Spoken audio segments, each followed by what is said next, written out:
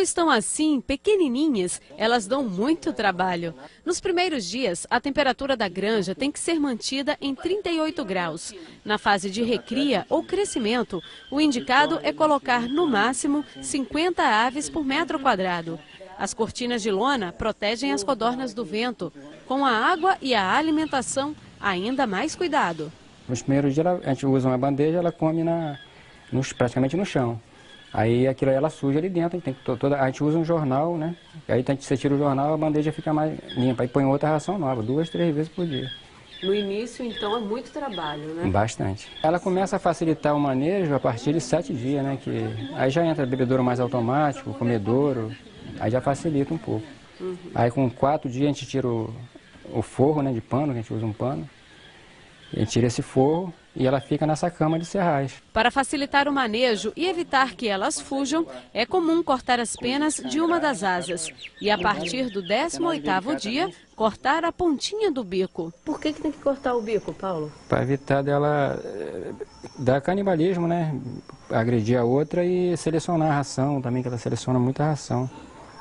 Assim, aí, então facilita? Facilita que ela não espalha a ração, no comedouro ela não joga a ração fora. E assim evita de uma brigar com a outra? E evita de uma incomodar a outra, que ela costuma incomodar, que acontece. Ela não empena. Em 2 meses, as codornas chegam à fase adulta e, para isso, ração de qualidade é essencial. Você vê no caso dessa granja, eles têm uma pequena fábrica de ração onde são balanceadas as matérias-primas, são balanceados os ingredientes principais de cada ração para cada fase da produção. Aqui a mistura leva a farinha de soja, de carne, calcário e fubá. A quantidade de cada um dos ingredientes varia de acordo com o resultado que o criador deseja ter.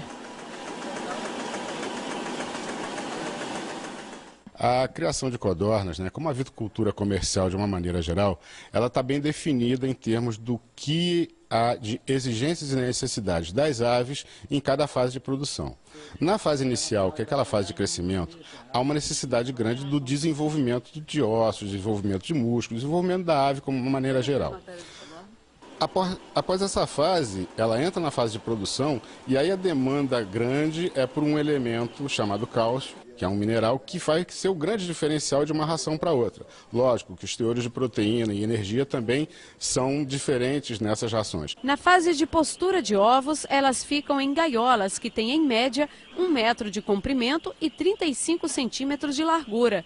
Em cada uma, cabem no máximo 36 aves, que têm vida produtiva de cerca de 1 ano. Às vezes um pouquinho mais, um pouquinho menos, depende do lote, né?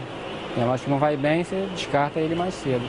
Tem um lote que ainda está indo bem, às vezes tem espaço também, não tem outra para colocar, você mantém ele um pouquinho mais. Seu Paulo tem mais de 30 mil aves. Para manter a produção o ano todo, durante o inverno, quando escurece mais rápido, é usada luz artificial para estimular o crescimento e a reprodução. Por mês, cada codorna coloca cerca de 25 ovos. E os grandes não significam mais qualidade. Não cabe na caixa, ele acaba quebrando e o prejuízo é maior. Ele estraga o que está em volta. Ele inutiliza a caixa. Então o ovo grande não tem essa de ser mais especial. Ele tem que ter um padrão, né? É preciso selecionar os que têm valor comercial. A caixa com 50 dúzias, seu Paulo vende por R$ 26. A gente conseguindo baixar mais um pouquinho o custo da ração, né? Que milho e soja está um preço um pouco alto, aí está apertando um pouco, mas não está ruim não. Já come em torno de 22 a 25 gramas por dia, né? Cada codorna? Cada codorna. E um custo hoje por tonelada aí de ração de uns R$ 800 mais ou menos. Por tonelada? Por tonelada. E a tonelada dá quanto tempo aqui na produção de vocês? A tonelada não dá quase nada. É? Aqui a gente gasta em torno de 5 a 6 toneladas por semana. As codornas são muito sensíveis e se estressam com facilidade. Por isso é importante conhecer todos os fatores que influenciam no comportamento das aves. É todo animal que não tem defesa natural, elas não conseguem voar, não conseguem, não tem agressividade, então elas estão sempre atentas a qualquer mudança do ambiente. Numa criação com alto nível populacional, o estresse naturalmente aumenta, então são necessárias diversas medidas, que se somam para diminuir e dar um maior conforto para a ave. A primeira delas é localização, posicionamento e ventilação do galpão. Isso básico. Depois disso, a questão de quantidade de aves no galpão, em termos de número total de aves por metro quadrado de galpão, e a questão da lotação das gaiolas. Porque elas ficam alojadas em gaiolas durante um grande período. Se você alojar muitas aves num espaço reduzido, isso vai acarretar problemas de competição por alimento e água, problemas de estresse, problemas de calor, e isso vamos dizer assim, reduz muito a produção e provoca outros problemas, como canibalismo, como doenças, como outros problemas que vão influir negativamente na produção.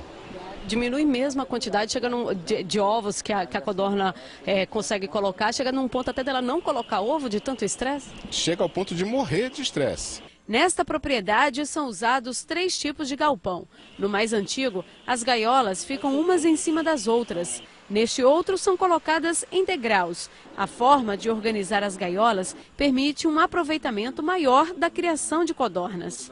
Esse lugar embaixo do galpão também faz parte do processo de criação das codornas. As aves, além de produzirem os ovos, também produzem esterco. São as fezes delas aqui. Esse material, até pouco tempo atrás, era visto como um problema dentro da propriedade, que precisava ser eliminado de qualquer jeito. Aproveitado para a lavoura, a gente vende uma parte a gente utiliza também, mas é todo aproveitado.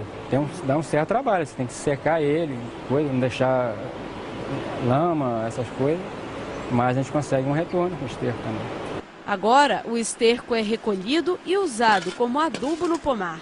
Na prática, diminui os custos com a lavoura e traz mais vantagens também. Se você tem o esterco, você tem mais micro-organismos, mais rápido é a decomposição desse material.